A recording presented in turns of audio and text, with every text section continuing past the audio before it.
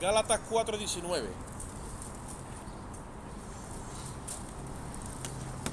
¿Cuándo se acaba esta obra? ¿O hasta cuándo va a durar esto? Gálatas 4:19. ¿Estáis allí?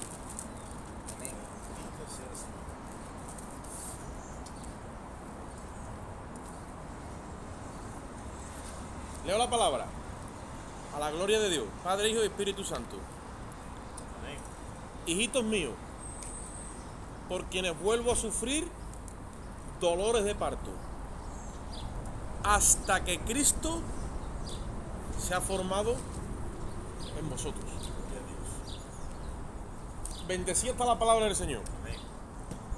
El apóstol Pablo está expresándole a los Gálatas el sentir que tiene y lo hace con esas palabras. Pero en sí no es el apóstol Pablo, es la persona que tiene llena al apóstol Pablo. ¿Quién es? Es el Espíritu Santo. Muchas veces decimos porque Pablo escribió, o porque Pedro y Timoteo, sí, las epístolas, está bien, pero en su sentido más intrínseco es el Espíritu Santo. Toda la escritura es inspirada por Dios, que usara a los hombres en su forma y manera y su conocimiento y todo eso sí, pero es el Espíritu Santo. El Espíritu Santo sufría cuando veía que no podía acabar de formar a la persona de Cristo en los creyentes de Galacia. ¿Y qué es lo que pasa? Empezamos otra vez como a sufrir o sentir esos dolores del parto. Como diciendo, ¿os tengo que parir otra vez? Pero porque no se llegaba a cumplimentar la imagen de Cristo en los creyentes de Galacia. Acordaros que estuvimos hablando que de la misma imagen que hemos traído, la del terrenal, que es Adán, dice, de la misma manera traeremos a del celestial. Tú has plasmado una imagen en tu vida, se ha formado una imagen en tu vida que es Adán, o la Biblia lo tipifica como Adán.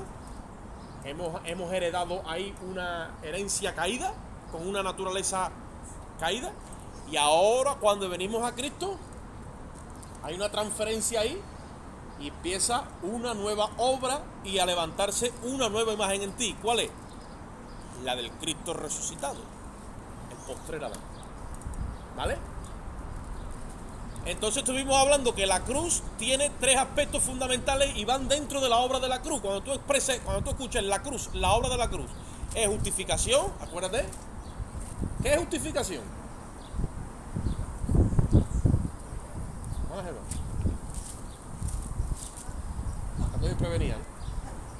¿Qué es justificación? El acto por el cual Dios te declara justo a la persona que cree. Es algo jurídico, es algo a nivel burocrático, es de papeleo. Desaparecen, se puede decir como de arte magia, ¿no? Desaparecen en la vista de Dios y en los registros celestiales, desaparecen tus pecados. Por lo tanto, Dios ya no te puede imputar nada de condena ni de sentencia porque es que ha desaparecido. El acta de los decretos que te era contraria ha sido anulada y ya no la encuentras. Entonces hay un registro de muerte. Dice la Biblia que el que ha muerto, que el que ha sido justificado, es porque ha pagado sus pecados. ¿Cuál es la paga del pecado? Es muerte, la muerte del alma. ¿Vale? Justificación, estamos justificados. Ahora llegan dos aspectos más que están envueltos en el mismo evento de la cruz. ¿Cuál es? Regeneración y santificación. ¿Qué es regeneración?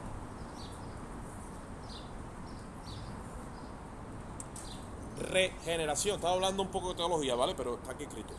Regeneración, una palabra compuesta. Volver a, generación, viene de generadores. Volver a generar vida. Estaba muerto tu espíritu en delitos y pecados. Hay que meterle un generador para generar nueva vida.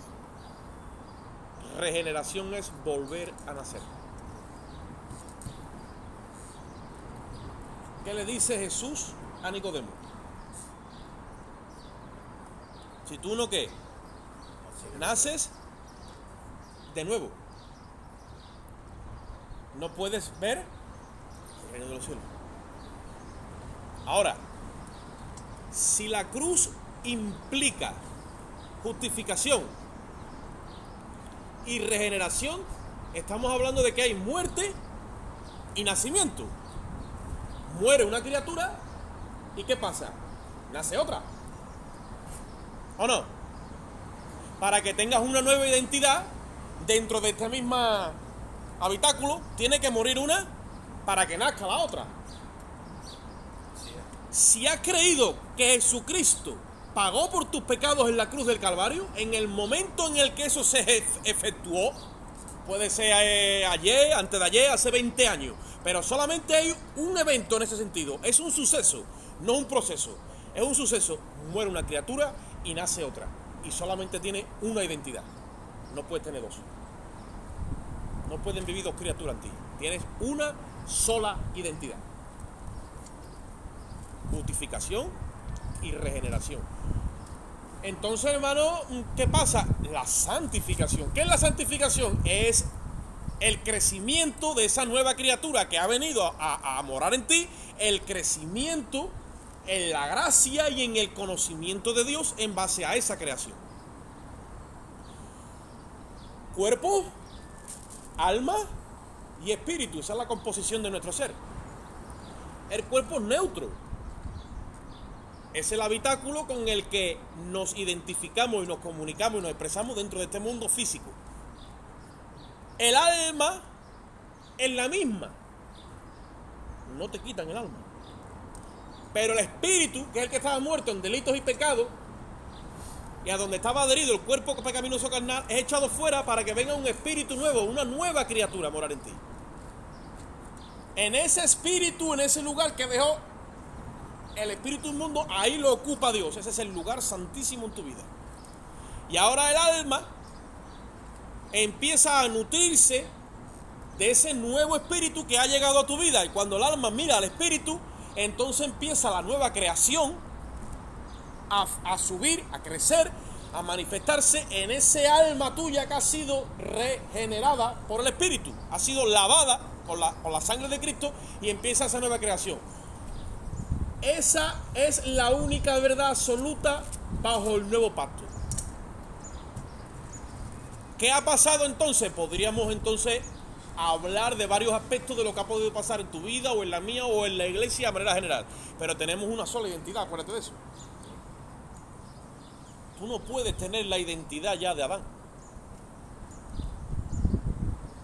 Porque entonces querría decir que todavía estás en tus transgresiones, tus delitos y tus pecados, y habría entonces un acta que te es contraria en el cielo. Y eso ha sido ya anulado. Ya Dios no te busca como un juez. Pero ahora hay algo que no hemos muchas veces asimilado. He entrado a la morada de Dios como un hijo, porque Él me ha recibido como hijo. Entonces la mentalidad de mi patrón mental tiene que ser como renovado en el espíritu de mi mente por las escrituras, y el Espíritu Santo va añadiendo, va edificando en mi alma. Yo no puedo pensar toda la vida como un pecador al que le han perdonado sus pecados. Que sí, pero que no. Soy un hijo justificado.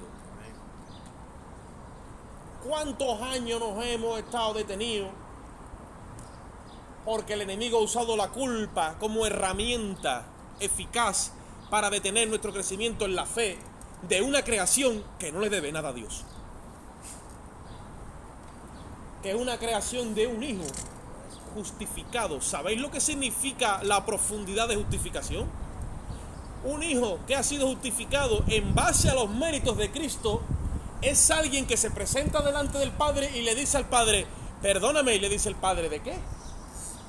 De mis pecados. Y dice: ¿de qué pecados? De los que cometí. Y dice: nunca has cometido pecado. Y tú dices: no entiendo. Dice: pues mira la escritura. ¿Por qué? Porque se reemplaza la vida de Cristo por la tuya, y Cristo jamás pecó.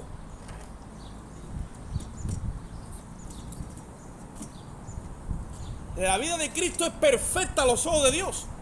Tú no te puedes presentar en tu identidad, te presentas en la de Cristo. Por eso es que Dios trata contigo, porque reemplaza la vida de Cristo por la tuya, y por eso es que te llama hijo, y por eso es que te ama, y por eso es que te acepta y te adopta, y por eso es que quiere que more la naturaleza suya en ti, por causa de Jesucristo.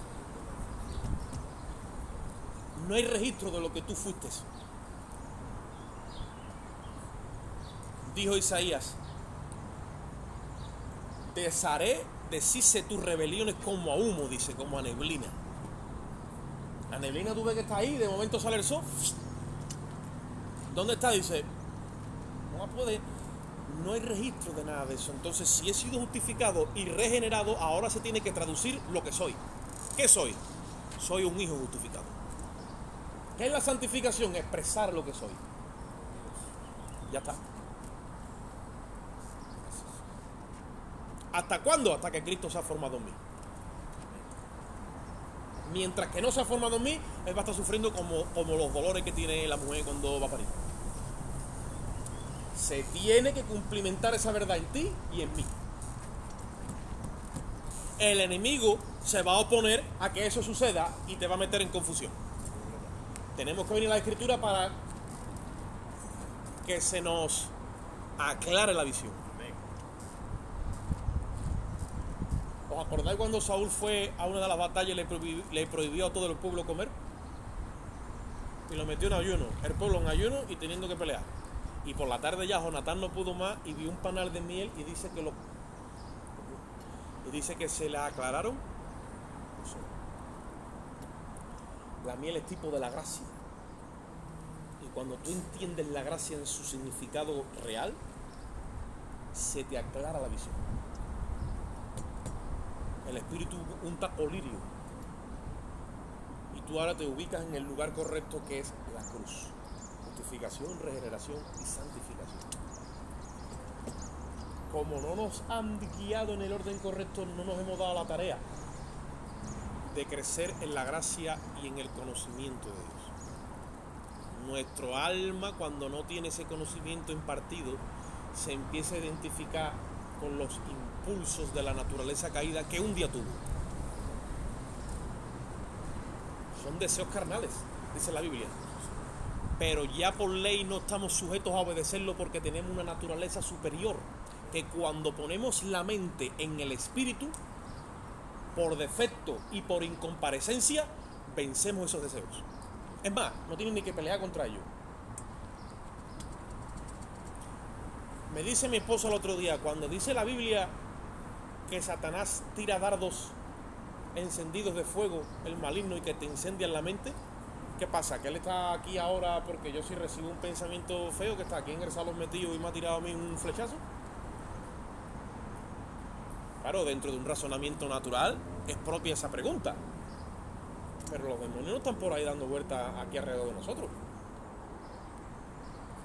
Los demonios son seres incorpóreos que cuando salen de un cuerpo o bajan abajo o tienen que buscar otro. Porque si no, no hallan reposo. Tienen que buscar lugares secos, que significan lugares donde no ha sido la obra de la regeneración, lugares de pecado. Y si no encuentran ninguno, se tienen que ir para abajo.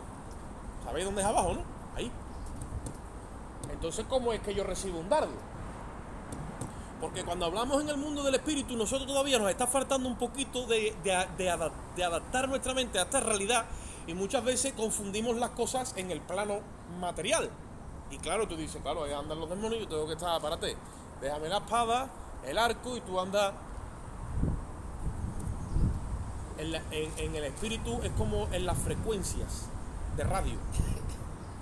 Si tu mente está puesta en la frecuencia del espíritu, Satanás no puede tener acceso ni conversar contigo nunca. Pero como a ti te opere la mente en la frecuencia de la carne, aunque Satanás esté en Groenlandia, empieza a predicar y tú lo oyes aquí y te lanza todos los dardos que quieras, porque tú tienes el dial de la carne activado. Por eso es que habla contigo en esa frecuencia, la carne. Nosotros queremos ver a los demonios por ahí revoloteando. Ellos tienen acceso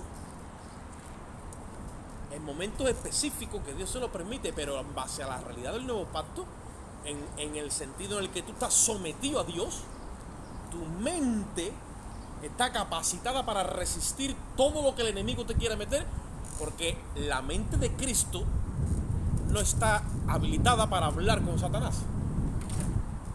Ahora mismo, Cristo estuvo en carne, pero ya la ha vencido. Y nosotros tenemos la mente de Cristo. Lo que pasa es que si yo no tengo crecimiento en en esa identidad y en esa mentalidad, pues el proceso que estamos sufriendo, que es la santificación.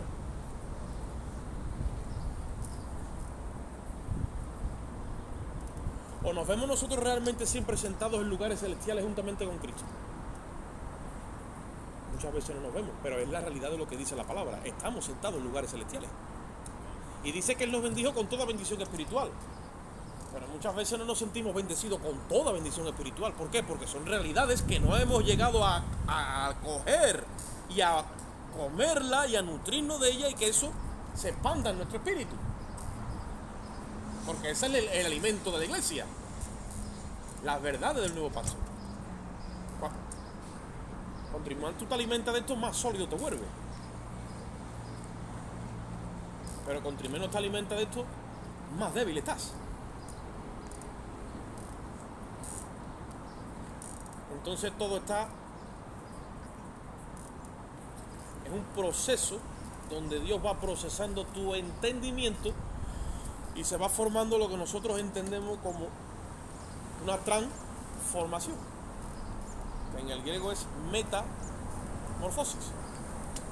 Te va el Señor cambiando el patrón de pensamiento que traemos por cultura, y te va instalando el patrón de pensamiento del reino, para aprender a conducirte como un hijo en la casa, o como un hijo en la iglesia, como le dice Pablo a Timoteo.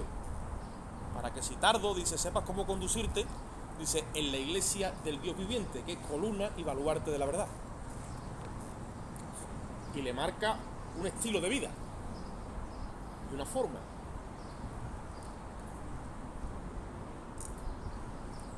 Esto simplemente es cuestión de asimilar las verdades, vas creciendo. Entonces, como muchas veces no las asimilas, te ves luchando contra el enemigo por ahí, luchando contra el pecado. ¿Ves? Despojarte de él, te pone a pelear con él. Y eso es algo que ya Cristo ha hecho y lo ha vencido. Yo me veo muchas veces, digo, espérate, y hasta que no me renuevo, si no me pongo a pelear con él. Si el diablo consigue que yo me ponga a pelear con el pecado, me ha sacado de la identidad del espíritu. Y cuando me pongo a pelear con el pecado, ¿quién vence el pecado? Con la mente externa. Nadie.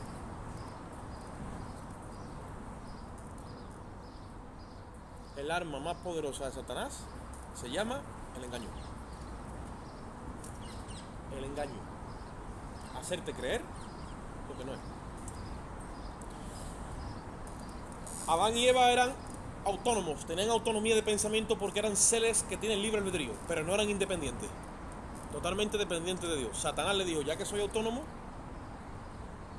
¿por qué no os independizáis? Y consideraron la oferta de la independencia. Cuando toman del fruto prohibido, se vuelven independientes. Y esa herencia la tenemos nosotros.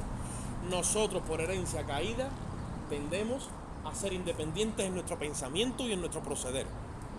Por eso que cada vez que pensamos en la carne, nos independizamos de Dios y calculamos las cosas o las decidimos conforme a una mentalidad que no es la de Dios. Todo lo que no sea la voluntad de Dios y la mente de Cristo en nuestro proceder, viene de la carne. Por muy buenos deseos que tengas y muy limpios que te parezcan, vienen de la carne. Tiene que ser todo por el Espíritu. Porque cuando se genera tu proceder por el Espíritu, Cristo es el centro de ese obrar tuyo y Jesucristo es glorificado. Le dijo Isaías al pueblo de Israel, vuestras mejores justicias, como obraban en la carne y no tenían el Espíritu, dice, son delante de mí como trapo de inmundicia.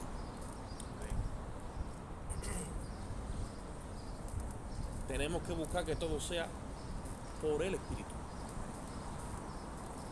Eso requiere tiempo,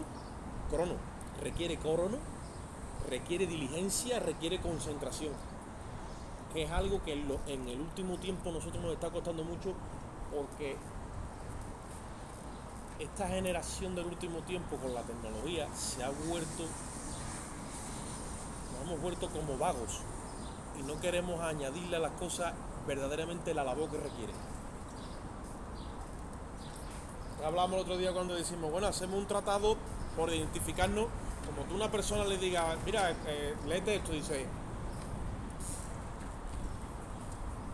una página no. Ya la gente no quiere leer. ¿Por qué? Porque la tecnología le ha metido esa pereza en el espíritu. La gente quiere ver vídeo y escuchar audio. No le vaya a dar lectura, que lo mata.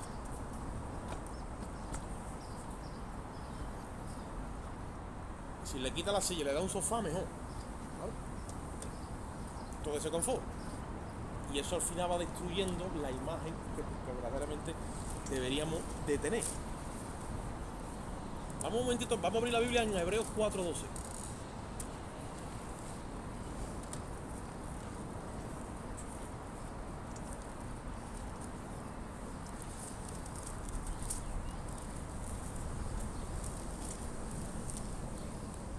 Hebreo 4.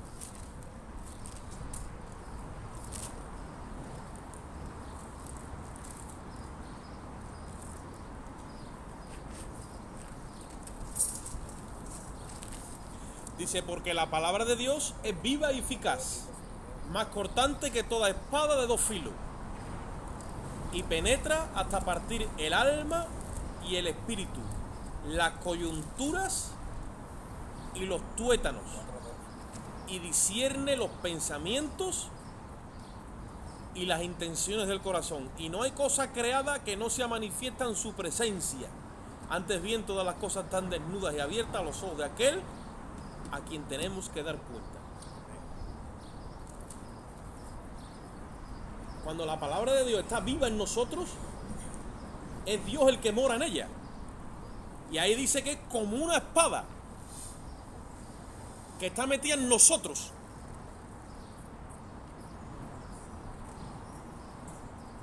No dice que está fuera en mi mano, que también la puedo usar para atacar. No, es como una espada que está dentro de mí y que hace dos cosas. Bueno, es eficaz, es viva, está viva. Una espada que está viva, ¿eh? Y que es eficaz. ¿Y qué es lo que hace? Dice que separa o corta, más que toda espada de dos filos, dice que penetra hasta partir el alma y el espíritu. Eso es un trabajo que hace Dios en nosotros dentro. Y parte, mira, el alma y el espíritu, para revelarte a ti tus verdaderas intenciones con la luz de Dios. Y eso es lo que te abre el entendimiento y te hace a ti ver si tú estás andando en el espíritu o en los deseos de la carne. Porque tú estás escuchando la palabra ahora en la boca de un hermano, de un hombre, lo que tú quieras. Tú la lees, también la estás recibiendo en tu mente. Pero esto, en su sustancia real, esto es una luz que mora dentro de ti y se revuelve. Es una espada que está viva y está continuamente vigilando cuando está viva. En un proceso que te tiene a ti renovándote para que no te identifiques con las cosas ni de esta tierra, ni de este mundo, ni de la carne, para llevarte a tener el pensamiento de las cosas de arriba. Por eso dice que discierne los pensamientos y las intenciones que tú tienes.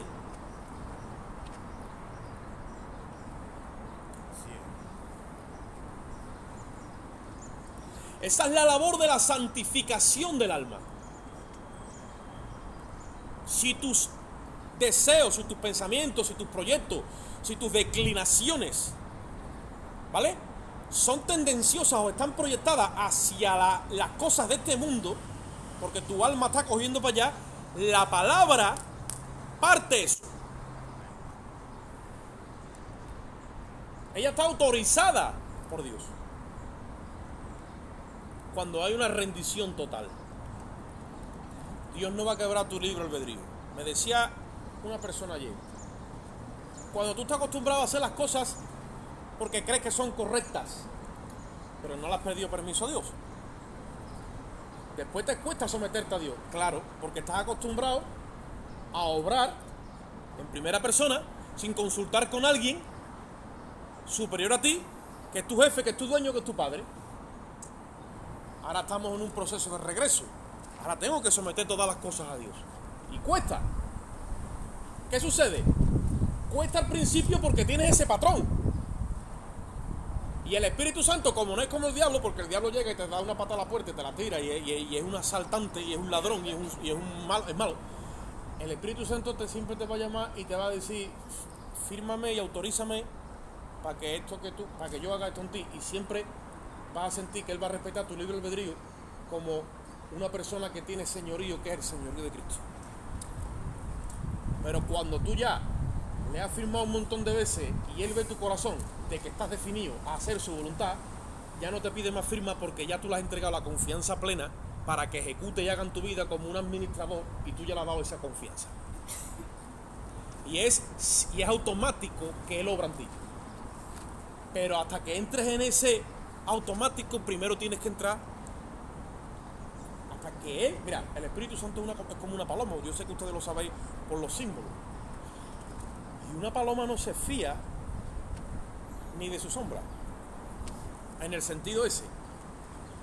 Pero cuando ella ve que tú no le vas a hacer daño y que tú no tienes ninguna mala intención, se te posa encima, te picotea y come de tu mano. Pero como te vea con la ceja levantada, dice, váyatela, si tiene malas purgas. Bueno, vamos a ponerle un spray primero para desparasitarlo. No, esto es broma. Pero ustedes entendéis, ahora muchas veces tomamos decisiones en nuestra carne, hermano. Y son decisiones, dice, bueno, pero ¿qué pasa? ¿Que voy a tener cora a Dios hasta por una docena de huevos que voy a comprar en el mercado? Yéndome a un extremo, ¿no? Para ser exagerado, ¿no? Y yo te puedo decir, es debatible también. ¿Quién sabe si el Espíritu Santo quiere que le consulte todos los aspectos de tu vida? Pues si fuera así, nos evitaríamos muchos problemas. Porque Él te va a guiar a toda la verdad, dijo Cristo. ¿Se equivoca el Espíritu Santo?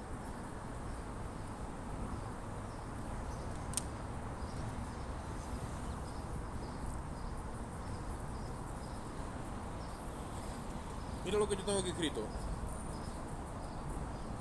El hombre exterior, que es lo que la Biblia llama el alma, lo que pasa es que nosotros muchas veces nos confundimos, creemos que el exterior es el cuerpo. No, el exterior es el alma.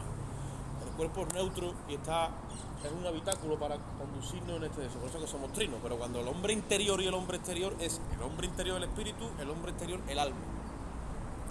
El hombre exterior vive normalmente, mientras que el interior se deleita en la presencia de Dios. El exterior hace muchas cosas fuera, ¿no? Puede trabajar, dormir, comer. Pero con el de adentro nunca perdemos la comunión con Dios. Desde dentro, con nuestro espíritu toma dominio y control de nuestro espíritu y de nuestro alma en una proporción tan exacta que nos hace vivir una vida cabal en lo que nosotros llamamos cada cosa en su tiempo, que es nuestro crono, pero la Biblia lo llamaría kairos, hasta que todo llega a ser hermoso. Dice Eclesiastés 11:3, dice, todo lo hizo hermoso en su tiempo. Si nosotros andáramos en ese paso, en esa métrica, dirigido por el Espíritu, empezamos a degustar esa hermosura. Y todas esas frustraciones, amarguras, aflicciones, nos las empezamos a ahorrar. Porque estamos entrando en la sincronía del Espíritu. Todo lo hizo hermoso en su tiempo, dice. Lo que pasa es que como no era tiempo de comprarme unos botines y a mí se me ha metido entre ceja y ceja que los quiero ya, ahora voy y no los hay. Por poner un ejemplo, y ahora recorro media Sevilla, cuando los encuentro no son de mi número. Y acabo agobiado y acabo turbado. ¿Por qué? Porque estoy moviéndome en mi voluntad, en mi tiempo y en mi carne y en mi... ¿Os acordáis que Jesús hizo comparaciones entre las cabras y las ovejas? Lo sabéis, ¿verdad? Y a los cabritos van en un lado y las ovejas en otro, las naciones, el juicio de las naciones. Pero ustedes lo sabéis, y a nosotros nos llama ¿cómo?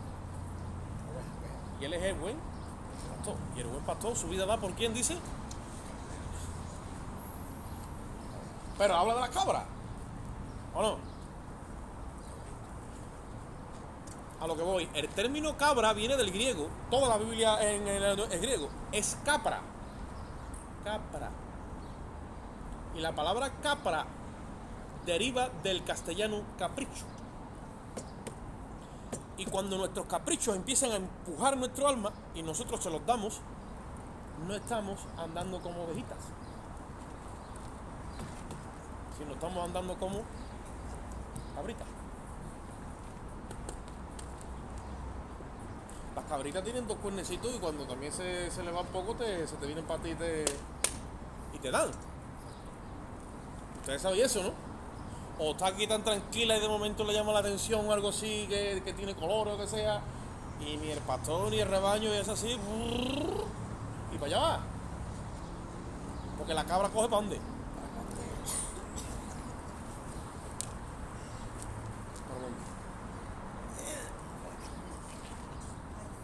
Mira, de la misma manera que el aceite de la unción tenía en el Antiguo Testamento unos ingredientes específicos y cantidades y proporciones específicas, que era único ese aceite de la unción, y eran las porciones exactas, dice, así ahora nosotros por la unción de Cristo, que es la persona del Espíritu Santo, puede calibrar y equilibrar y alinear nuestra vida hasta experimentar victorias y mostrarnos perfectos en Cristo aquí en esta tierra.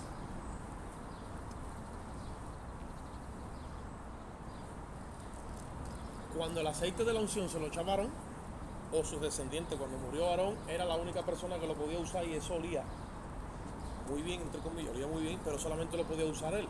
Era el aceite de la unción. Ya eso es simbología y es verdad bíblica, no es verdad presente. Nosotros tenemos la unción ¿de quién? De Cristo. No existen los ungidos como están en el Antiguo Testamento, y ten cuidado con el ungido, no te vayas a meter con él, no toques a mi ungido y todas esas cosas. Todo eso el enemigo lo ha usado para meternos miedo y para respetar a los hombres en su soberanía que se han tomado. No es Jesús. Nosotros tomamos de la unción del Santo, dice. Cuando eso el Espíritu Santo lo empieza a dosificar en tu vida y tú lo recibes por el Espíritu, empieza tu vida a entrar en una armonía y una sincronía, que el olor que das es a Cristo. No estamos hablando ya físicamente, es en el comportamiento. La calidad de la personalidad de Cristo es algo excelente. Cristo sabe hablar la palabra que tiene que hablar en el momento en la que lo tiene que decir. Y Cristo sabe callar en el momento que hay que callarse. Sabe mirar cuando hay que mirar y sabe hacer así y esconder la mirada cuando hay que hacerlo. Toda esa sincronía, que es lo que es, te dice que es lo que es. Oye, esto es Cristo viviendo en ti. Ya está. Gálatas 2:20 dice, con Cristo estoy juntamente crucificado, ¿y qué pasa? Ya no vivo yo. ¿Qué es lo que ocurre? Dice, Cristo vive.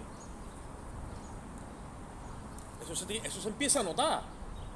Cuando ya ese movimiento ha tomado cuerpo en tu vida, se empieza a mostrar, la persona de Cristo empieza a aparecer en ti. Mira por ti, habla por ti, piensa a través de ti, se expresa a través de ti, los instrumentos, los miembros, los tiene limpios y los ofrece para la justicia. Y cuando te vienes a dar cuenta, está que es Cristo en vosotros la esperanza de gloria, dice Colosenses 1:27. Porque la vasija que Dios ha elegido para impartirse es la iglesia, y el contenido es Cristo mismo morando en la iglesia.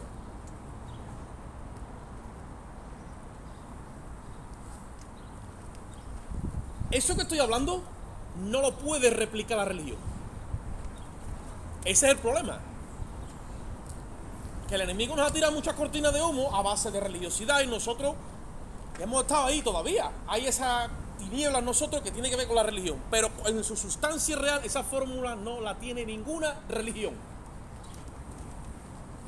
Hay que andar todos los días en la sustancia del Espíritu. Todos los días esta espada tiene que estar entre tu espíritu y tu alma, ¿vale?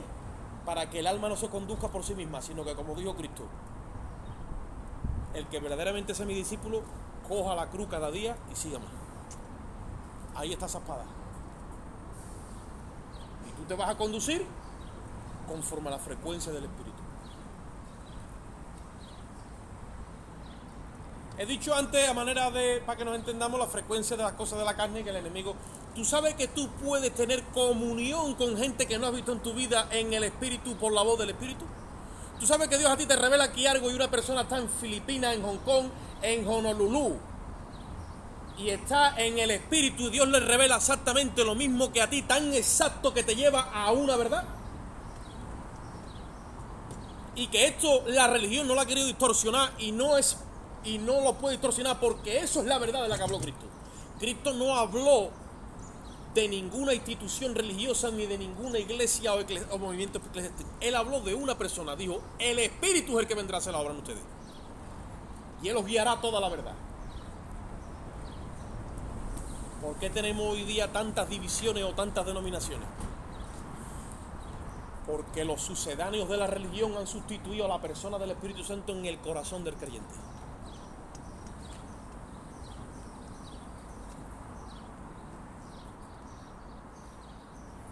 Y eso ha ido menguando, que el amor de Dios vaya bajando y se vaya filtrando. El odre, le dice Jeremías al pueblo de Israel de parte de Dios: habéis cometido 2 pecados contra Dios. Número 1, me habéis dejado a mí, que soy fuente de agua viva, dice el Señor. Pero número 2, dice: habéis hecho para ustedes cisternas rotas que no retienen nada. Y el amor de Dios ha ido menguando en la iglesia al punto de que ya no es un amor nacido de corazón limpio como al principio. Pero a nosotros nos dieron una nueva identidad, una nueva expresión divina. No estamos hablando teorías, estamos hablando de realidades, experiencias y verdades. O aquí, por ejemplo, ninguno puede levantar su mano diciendo: yo he tenido una experiencia con Cristo y sé lo que es el primer amor. Lo podremos hacer, ¿no? Pues ese primer amor que se movía en ti no era diferente al que se movía en mí. El mismo. Porque lo cogió el Espíritu Santo de Cristo y lo derramó. Dice la Biblia que el amor de Dios ha sido derramado en nuestros corazones por el Espíritu Santo que os ha sido dado.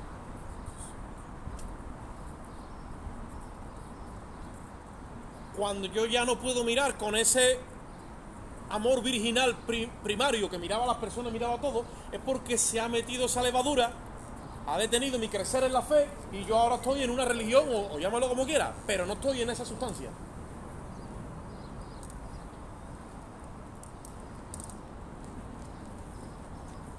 ¿Os acordáis cuando Cristo dijo una parábola que dice: un padre cogió y sembró trigo en un campo, en su campo? Dice: pasó la noche y el día siguiente vinieron y apareció también la cizaña. Y dice que dijo el padre de familia: un enemigo ha hecho esto. Hay un enemigo que es el enemigo de Dios. ¿Y qué es lo que viene?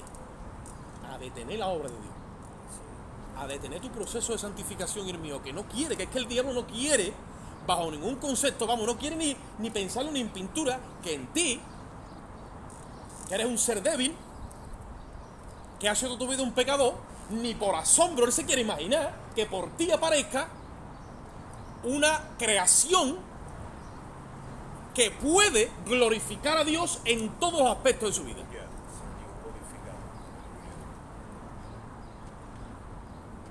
Porque eso a él lo pone malísimo. Que haya una especie inferior a él que consiga lo que él nunca consiguió.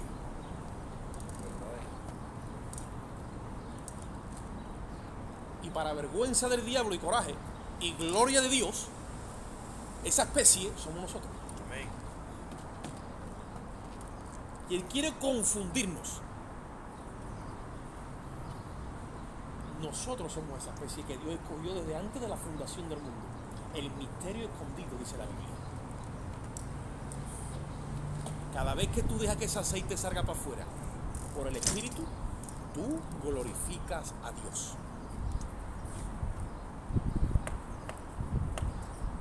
Porque cuando tú eres dirigido por el Espíritu es cuando únicamente esa obra es legal y Cristo recibe gloria. Tú no puedes glorificar a Dios, yo tampoco, pero el Espíritu Santo en nosotros sí puede. Jesucristo dijo: cuando Él venga, Él me glorificará a mí. Porque yo no puedo recibir gloria de los hombres. Digo, yo gloria de los hombres no recibo. Pero Dios ha cogido a los hombres y los ha exaltado como el que coge una aguja y la mete por un hilo. Una aguja sin un hilo no vale la cosa para nada. Pero cuando tú la exaltas y te pones a coser, eres capaz de irvanar. Esa es la obra del Espíritu Santo. Esa es la obra del Espíritu Santo en nosotros. Por eso es que nuestro alma está pidiendo a grito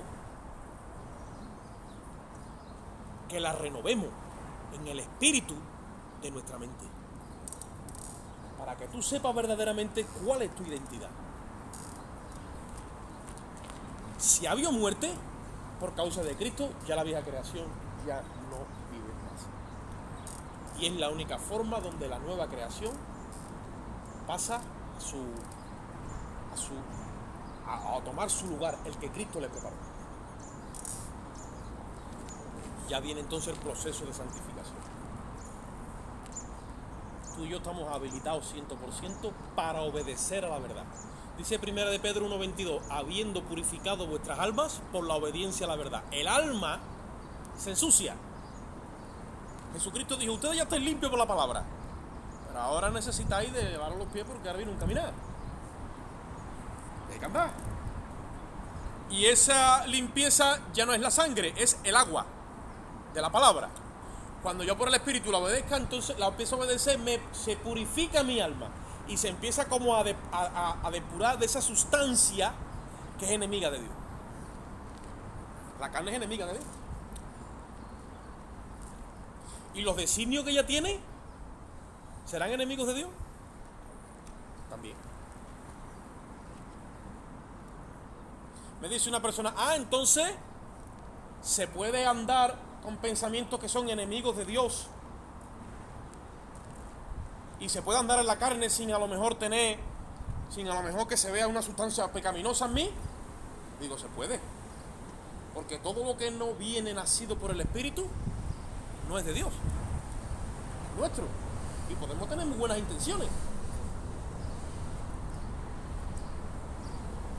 pero no son nacidas del Espíritu.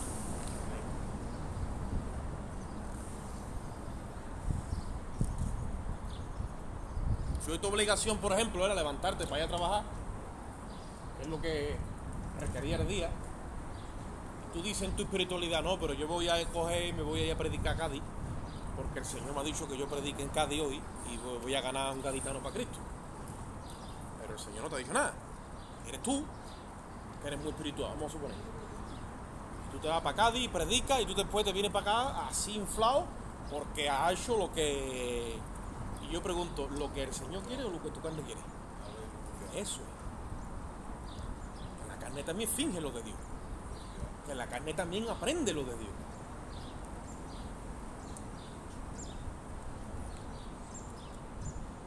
Que Jacob se puso unos pelos por aquí porque no era viudo con su hermano y lo que quería era la bendición de Saúl y engañó al padre y arrebató la bendición. Y tú dices, pero esto ¿cómo es? Y engañó al padre porque era Jacob. ¿Qué significa Jacob? Engañador. Y amaba lo de Dios, pero estaba en la carne. Y lo mandaron con su suegro, estuvo allí 21 años sirviéndole y todavía no se había convertido. Y Dios estaba con él, sí, pero él no estaba con Dios. Y cuando viene de vuelta después de 21 años es que él se da cuenta que todavía es Jacob. Y ve que el hermano viene y dice, bueno, le voy a mandar a mi hermano un presente y métele borregas ahí, métele ahí material, a ver si lo voy de eso, y va y cuando él se da cuenta dice, ¿yo qué estoy haciendo? Las triquiñuelas de la carne. La forma de proceder de la carne, eso ya no vale. No déjame que yo, para ahorrar sufrimiento, para ahorrar problemas, la carne.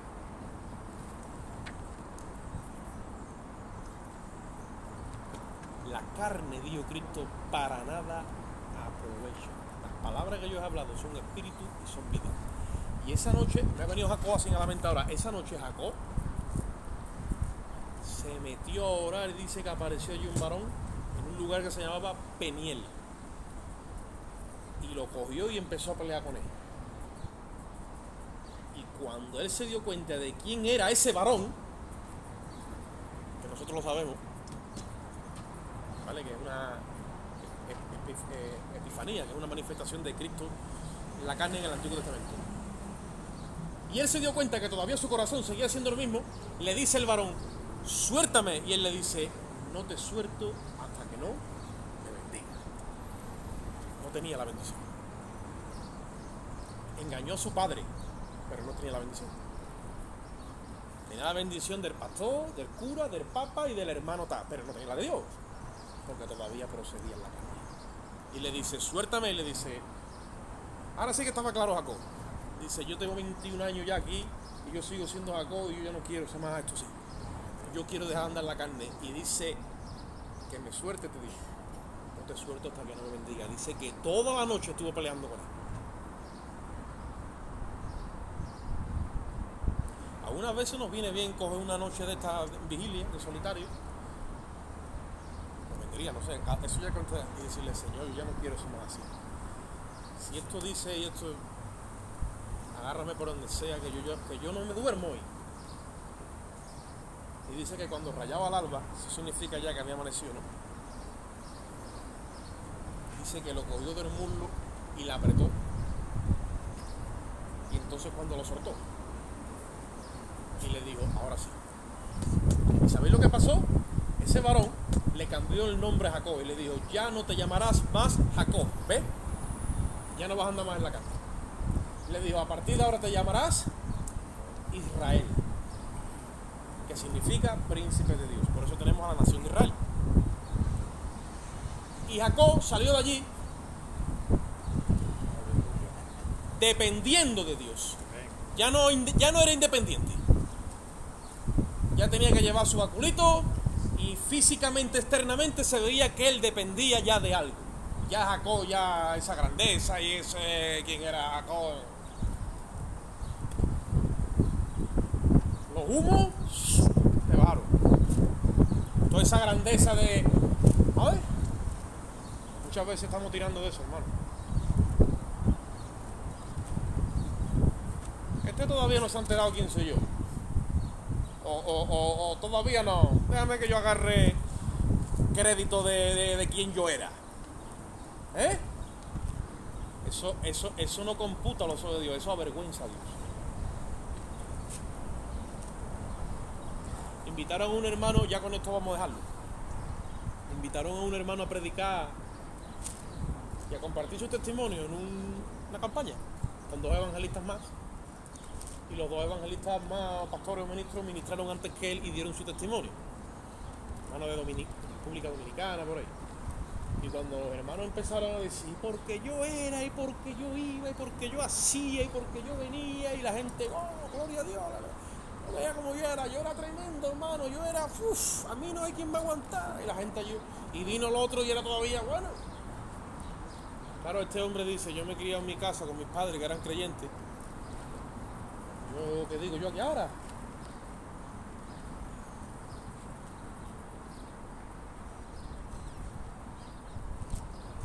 Leyó el Salmo 1, bienaventurado el varón, que nunca anduvo en camino de pecadores.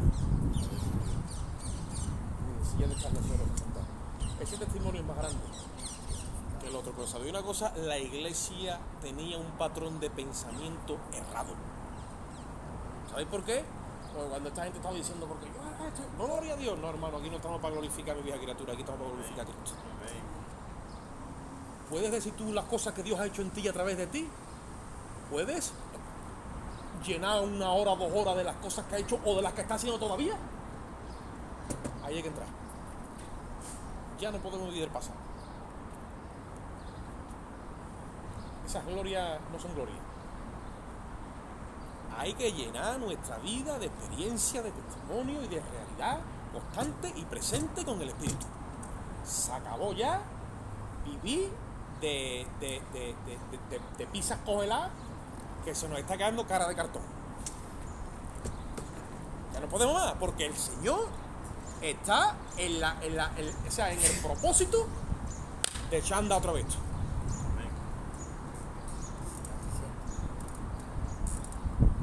Hoy es el día. Dice, si escucharé hoy su voz, ¿no? Hoy es el día de salvación. No, yo creo que todos somos salvos. Si alguien no es salvo, el Señor tiene que darle esa experiencia de nuevo nacimiento. Pero hoy es el día de que yo tengo que pararme y decir, párate. Tengo que empezar a reestructurar mi vida conforme a una línea de patrón de Dios en el Espíritu. Él está iluminando tu entendimiento para que cuando se descorra la cortina, tú empieces a ver las las realidades de Él. Y empieces a proceder como una criatura madura. No como dice el apóstol Pablo, como niños en Cristo. Dice, os quise hablar como a maduros, dice, pero no pude, os tuve a hablar como niños en Cristo, dice, como a carnales. Al parecer eso a ellos les disgustó y les digo, carnales nosotros, no vamos a decir carnales. Y le dice, no sois carnales cuando entre vosotros hay pleito, hay contienda, hay pelea, hay distorsión, ¿no sois carnales? Tenéis un problema y rápidamente solucionáis como hombres. Se lleváis a los tribunales los unos contra los otros, no sois carnales y andáis como hombres, le dice. ¿Cuál es la diferencia entre el creyente carnal y el incrédulo? ¿Cómo? Ninguna, dice mi mujer. Dice que la diferencia entre el creyente carnal y el incrédulo, dice, ¿cuál es? Dice, ninguna. Pues entonces aquí hay que espabilar. No vamos a decir qué va a pasar con los niños en Cristo porque solamente le pertenece a Dios, pero tenemos un llamado a andar en esa plenitud. Dice, ¿hasta cuándo, hermano? ¿Hasta dónde? Dice, hasta que Cristo se ha formado en nosotros.